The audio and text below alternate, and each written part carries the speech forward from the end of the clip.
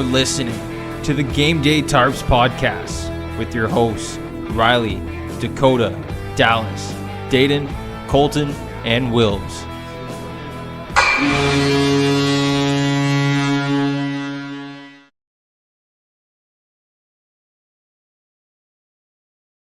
What's going on, everybody? This is the Gameday Tarps podcast, episode 58. We've got a special guest back with us, joining us after the season. And I guess he's got a couple more tags I can throw onto the name. Mooseheads, leading goal scorer and point scorer by defenseman. Halifax Mooseheads captain, Brady Schultz. Welcome back in, buddy. Thanks for having me back, guys. Excited. Good to see you, man.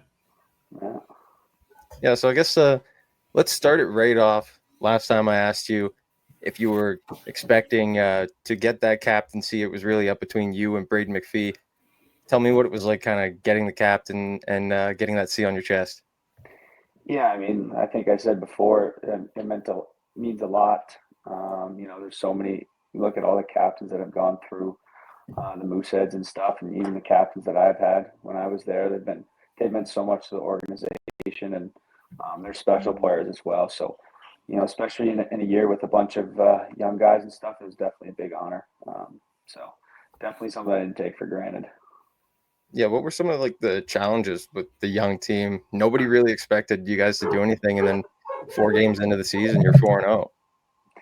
Yeah, I mean, we got off to a really hot start, but I mean, I think with just a bunch of young guys, it's just navigating, their first couple games and first season in the league and stuff, and obviously I had McPhee to help me out and stuff like that, so that was huge, and Phillips and Kilfoyle were big helps as well, but it was definitely one of the struggles, just kind of getting everybody settled in, and we got off to a hot start, but things got a little rough from there, but no, it was good. Yeah, Lordo seems like a pretty good coach. How was the first season with him? He's awesome. Probably my favorite coach I've had so far. I don't know if you guys have ever got to meet him, but he is an all-time coach, just intense. He gets everything out of you, and everybody loves playing for him. Just a guy that everyone kind of want to run through a brick wall for, and I mean, you could see it the way we played in playoffs and down the stretch. So he's awesome. Speaking of all time, Brady, we got to bring this up, boys. You are now the leading scorer for a defenseman, finishing off your Mooseheads career with 151 points, man. That's incredible. What does it mean now to be on the top of that mountain as a defenseman? Thank you. Yeah, I mean, it's kind of still surreal a little bit. Again, you go and look at that list, and there's so many guys who've had carved out such great careers pro, and even with their time at the Mooseheads are just legends. So just seeing my name at the top of that list, and all the hard work that I've done to get there and stuff, it's pretty sweet. I'm not gonna lie. Did Abelschauser reach out to you at all? The little congratulations? Yeah, he did. He sent me a quick little text just congratulating me and said he's been following along and stuff. So that was pretty nice too. And he's a legend here in Halifax. So that was pretty cool. Oh, easily. He's one of the greatest defensemen of all time. Wrong side. That jersey right there was from the Battle of Nova Scotia. It was I was trying to get Abelschauser's jersey, but I wasn't lucky enough. Got the backup goalies. But that brings me to another question.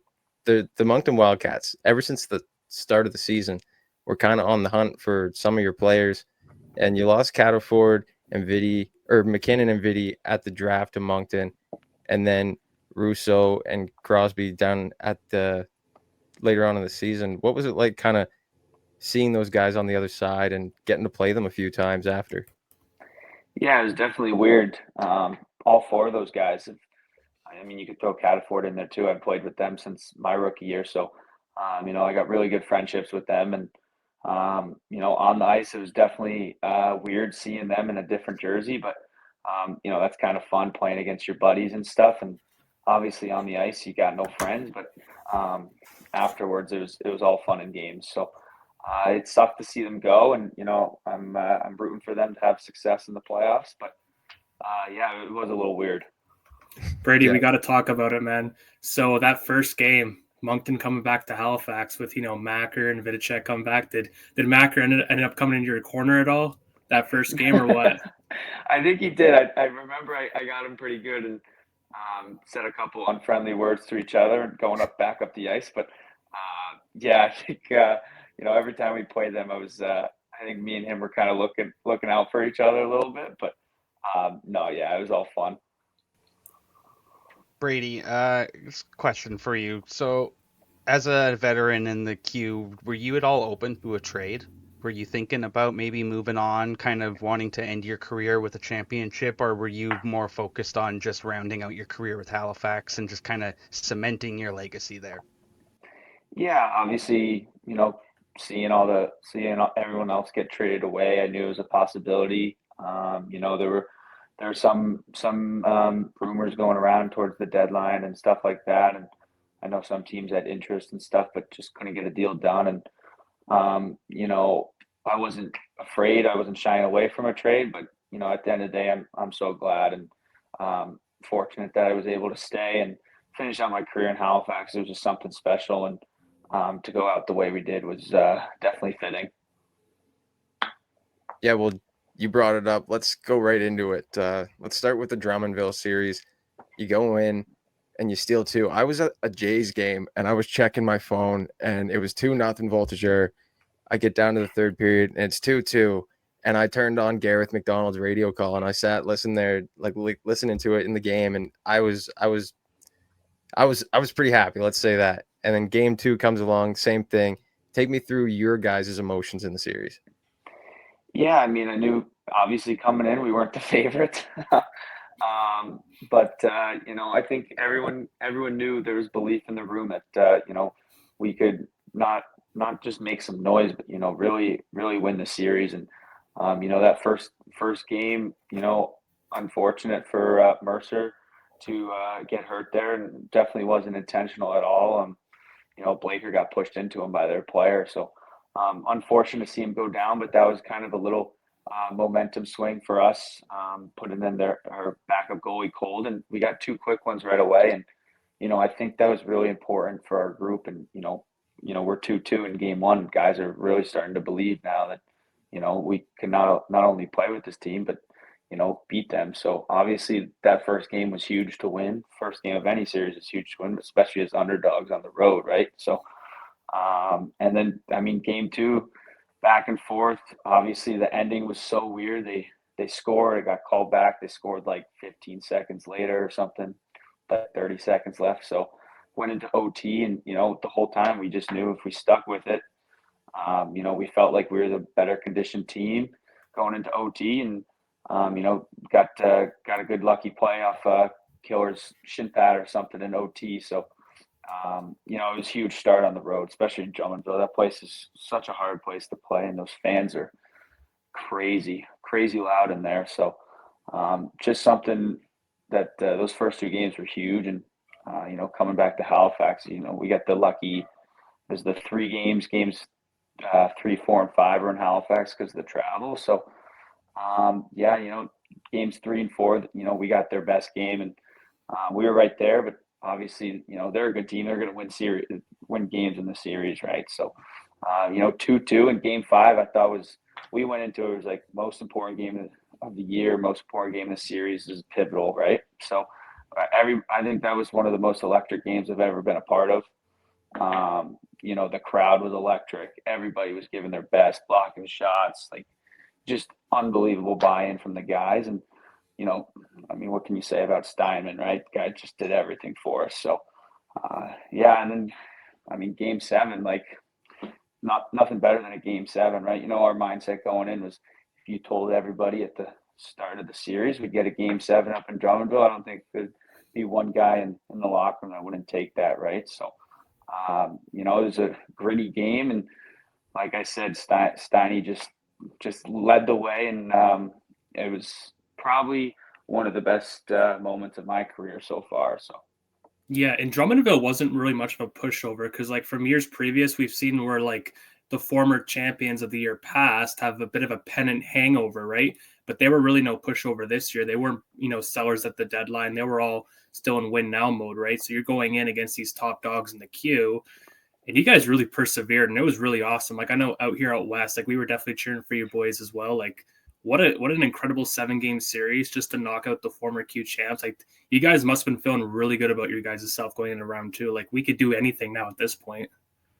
Yeah, I mean, exactly. Like, they weren't. I mean, they were the number 1 seed for a reason, right? You know, their top line was unbelievable. I think I saw a thing the other day. They still like lead those two. I think Woodworth and Gauthier still like almost lead the playoff in points. So they played 7 games. So, you know, they were unreal. And yeah, I just think we did it with every single guy in the locker room, which just made it even more special.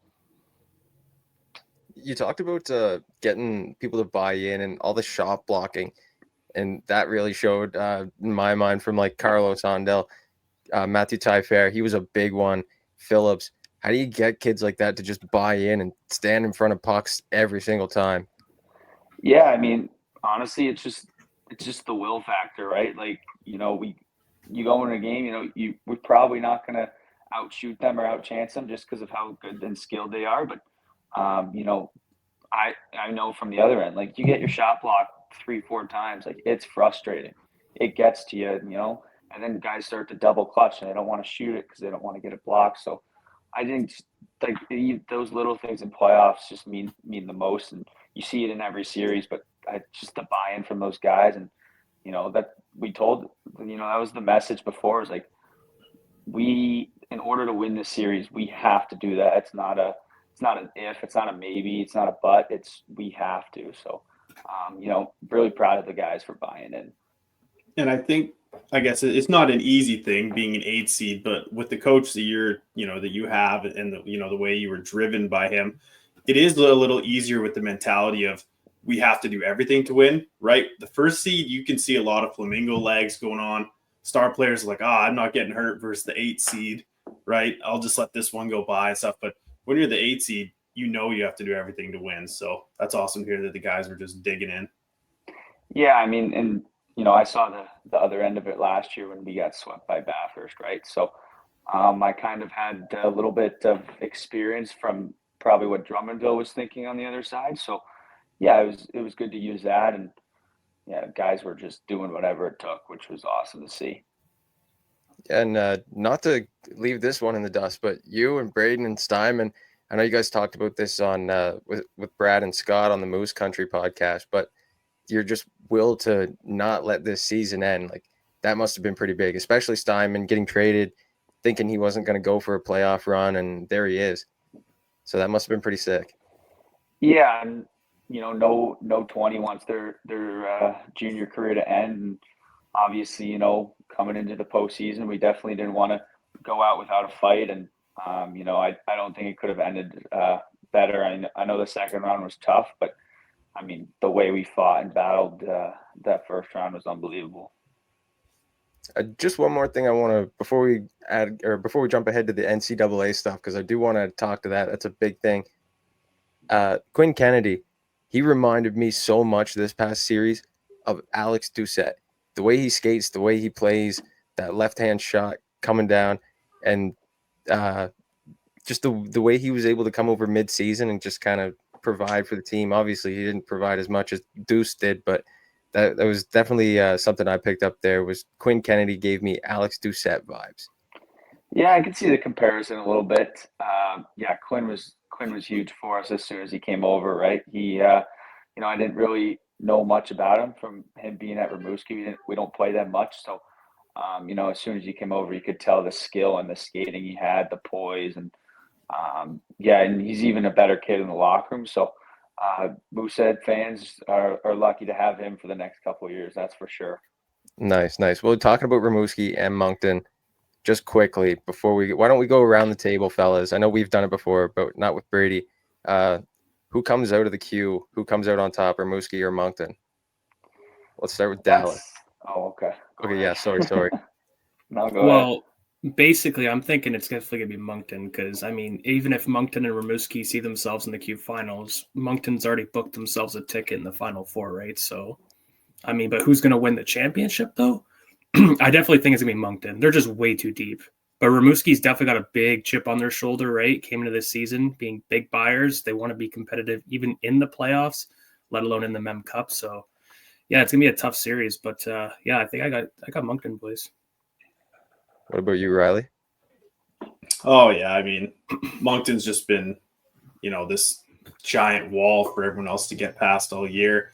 I think so what I was just saying about the 8 seed versus first seed, you can kind of take the foot off the pedal a little bit if you're Rimouski and be like, well, we don't, again, why block the shot when you got a guaranteed bye, right? Why take this hit to make a play when you guaranteed are going to the Mem Cup, right? Like, why get injured for this when you can get to that? So I think that can start to creep in. But Moncton's been dialed in. So it's hard. It's hard to know for sure. Colton? Probably Moncton. I mean, look who their Oh, coach is. boys. I mean, the guy's won everything when he's gotten there, right? So I don't know. McDougal probably does it again. So. What about you, Brady?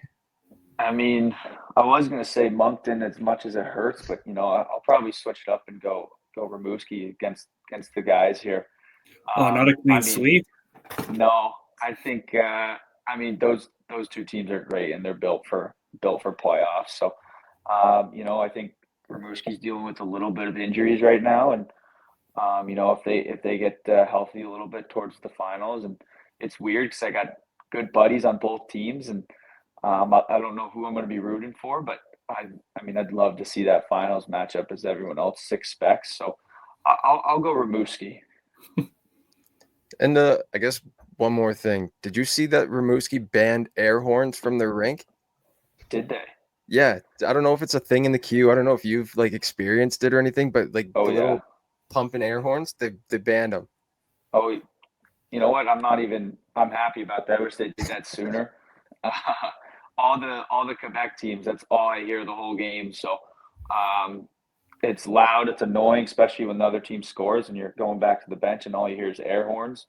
It's not my favorite thing. So you know what? I wish they could have done that sooner, but I'm glad they banned that. Even as a fan too, when I'm sitting there trying to enjoy a good CHL game and then there's just a bunch of people right behind me just blowing it right in my ear. Exactly. It pisses me off, man. I'm glad you're having a good time, but come on, there's no need for that right in someone's ear. No need. All right, well, this brings me to this question. What kind of footlong were you eating when you told your parents you were going D1? But I ended up deciding in my parents in a Subway parking lot. I was like, all right, this is gonna be it, right? It's happening. So, yeah. Ended up signing, played a preseason game.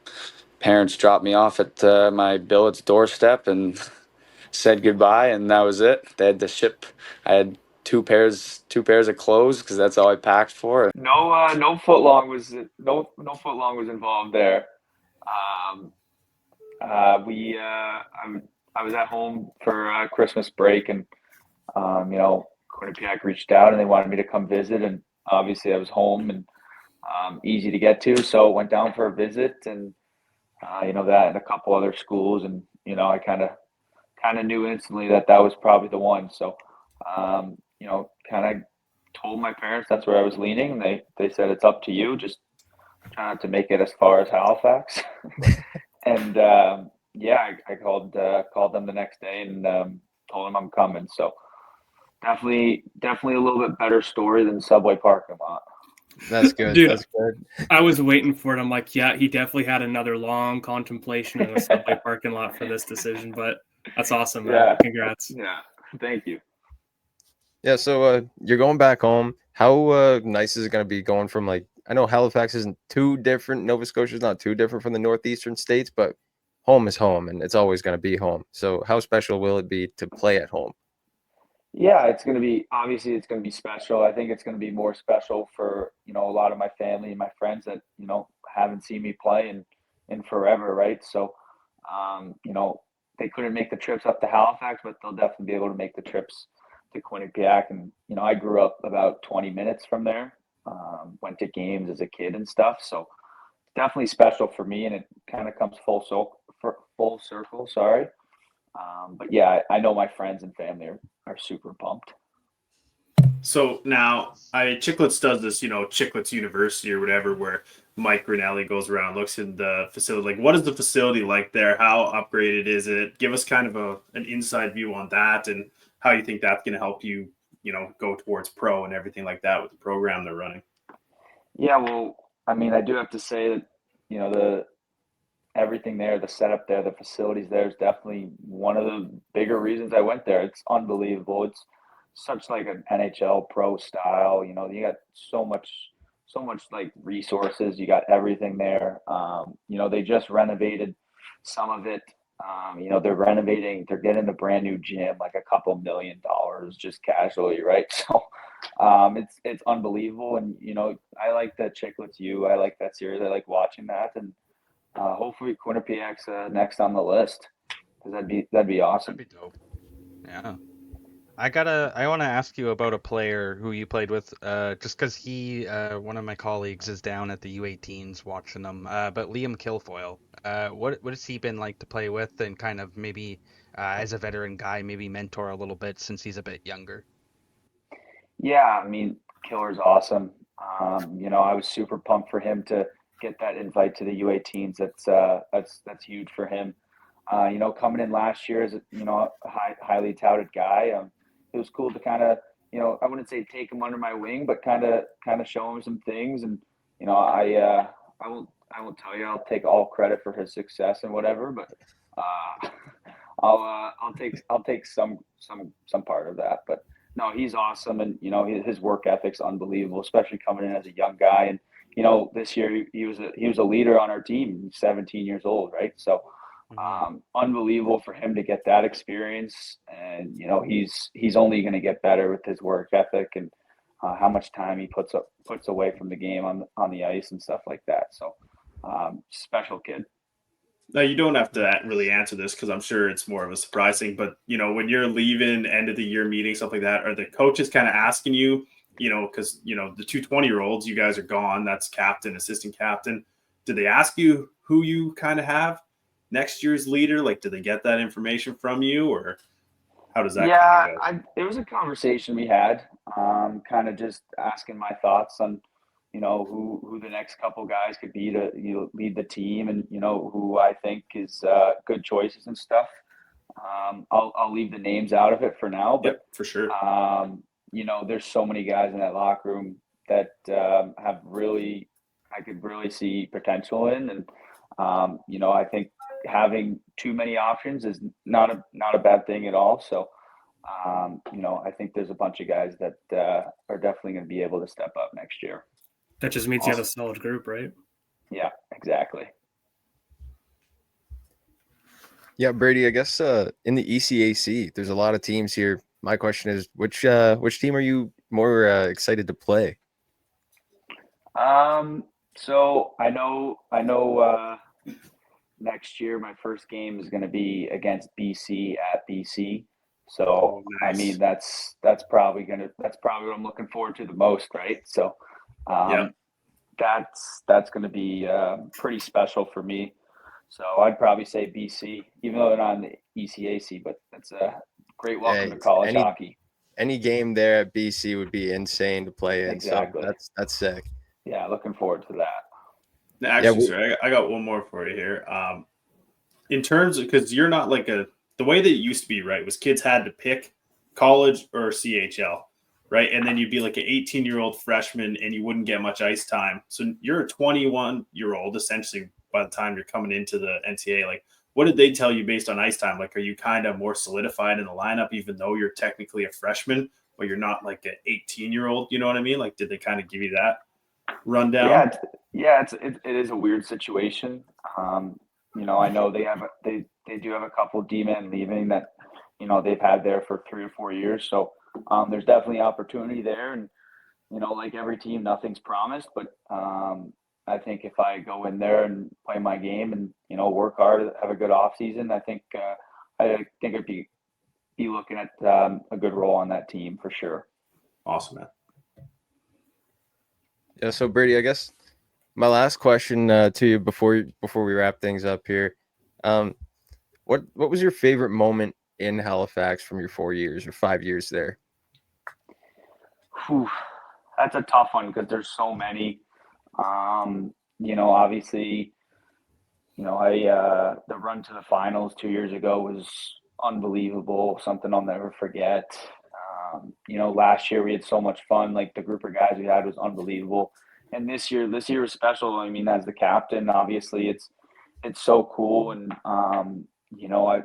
that first round series was so like, I can't get over how electric game 5 was. And, just seeing all the guys so happy and putting all that work and, paying off, but probably, breaking the record at home this year. I wasn't expecting that big of a little ceremony kind of right after the goal. And that's something that, was so special to me and pretty emotional.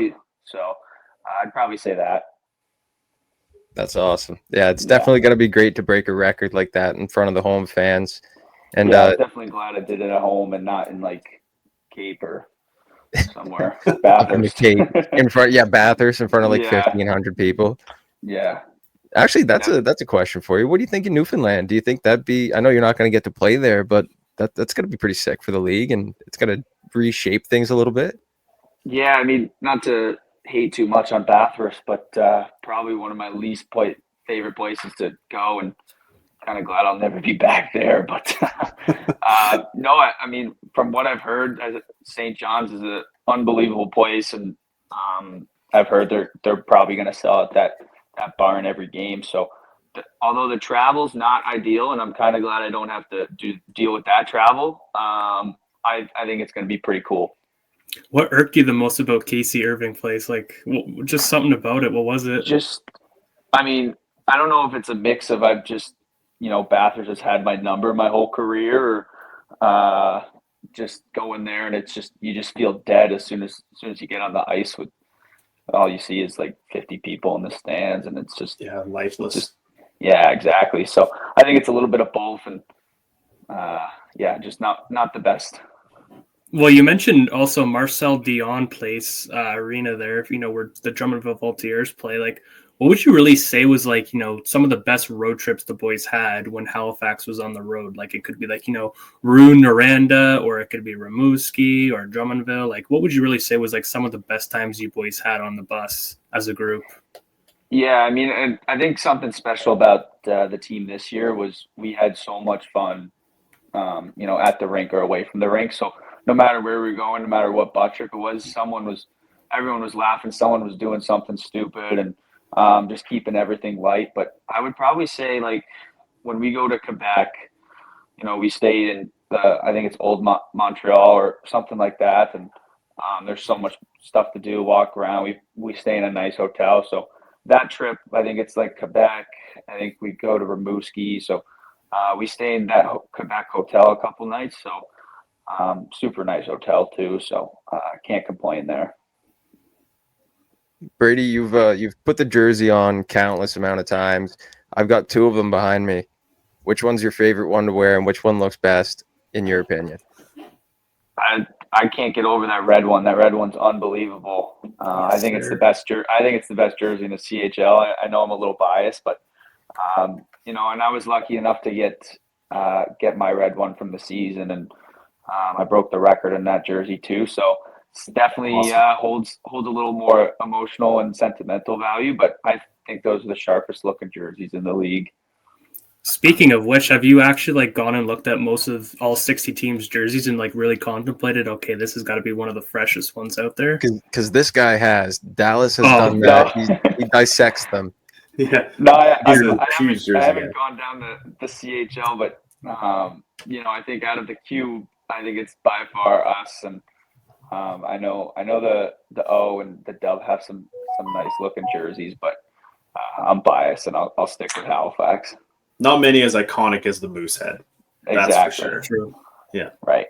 If you want any hints for the O, Windsor's a good pick, buddy. He's biased. He's so biased. If Wilbs was here, he'd say London. Yeah, Brady, well, I guess that kind of wraps it up here for us. A nice little half hour. Thanks for joining us. And from us and I guess the fans in Halifax, because I know they loved the last one, thanks again. And thanks for the last 4 seasons, and good luck in Quinnipiac. Yeah, congratulations, Thanks, guys. I appreciate it. Man. It's awesome. Thank you again for doing this. We really appreciate it. Yeah, thanks. All right. Thanks everyone for tuning in. That's been episode 58 with Brady Schultz.